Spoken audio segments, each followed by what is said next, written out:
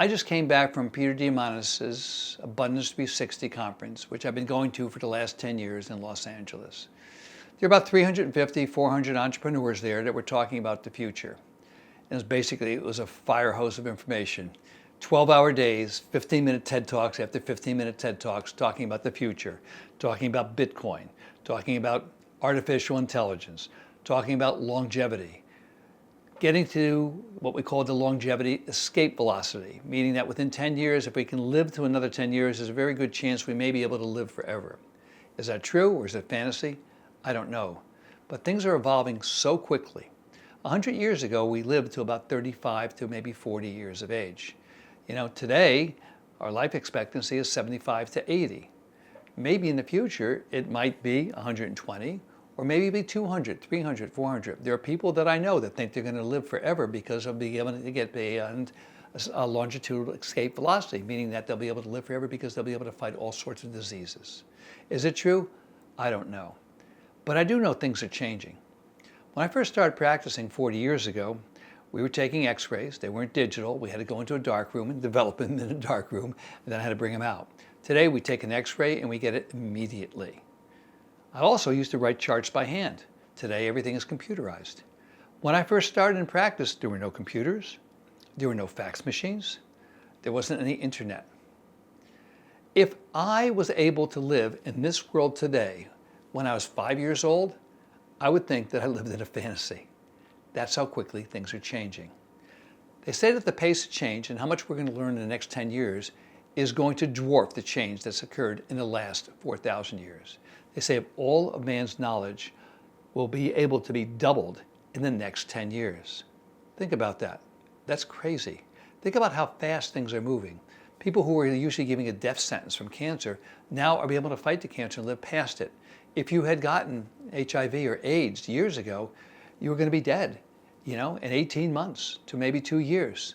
Today, with the proper treatment and proper drugs, we can get you to a level where the virus is not even detectable in your blood. Things have been moving very rapidly. Now, some things are the same. We still need to eat, we still need to sleep, we still need to exercise and take care of our bodies, but a lot of things are moving very rapidly. Now, in front of me here, I have a quote by Charles Darwin. It's not the strongest of the species survive, nor the most intelligent, but the ones that are most responsive to change. Are you being responsive to the change that's out there? Are you embracing all of the technologies that are there? Are you doing all the things that you could to make your life better by taking advantage of all the things that are out there? Now that also comes with, that responsibility to embrace those things also comes with a challenge. The challenge is not to get overwhelmed by the digitization of our marketplace. Most people are walking around looking like this all the time. On my way to the office today, I passed by 3 bus stops. There were people at every bus stop. Their ages were between 9 and about 14, and everyone was looking like this. They're human beings standing around, but they weren't talking to each other because they're caught up in a digital world. Now, the digital world is very powerful and can be very useful, but it also can be destructive. And I write about that in my book, Treating People Not Patients, the power of human connectivity and creating great relationships with other human beings. It's important for us to be there, to be present, to be spiritually connected. Because spirituality is something that's been around for thousands, tens of thousands of years. I can't explain to you what it is because I don't know what it is, but I do know it when I feel it. When I feel it, I'm usually talking to another human being. That's where I get my spirituality. There are 2 places I always feel it. When I'm alone in nature, when I'm one-on-one, looking in another human being's eyes and connecting with them. And that can happen just like that. That has nothing to do about evolving technologically. It does have something to do by evolving as a human being. All those things are important. So, are you embracing the pace of change? You can't avoid it. It's happening. It's happening all the time. Or are you resisting it and falling behind? Because I have to accept whatever's out there. That is one of the one of my key ingredients for me being a happy human being, is to accept it. I may not like everything that's happening, but I have to accept it.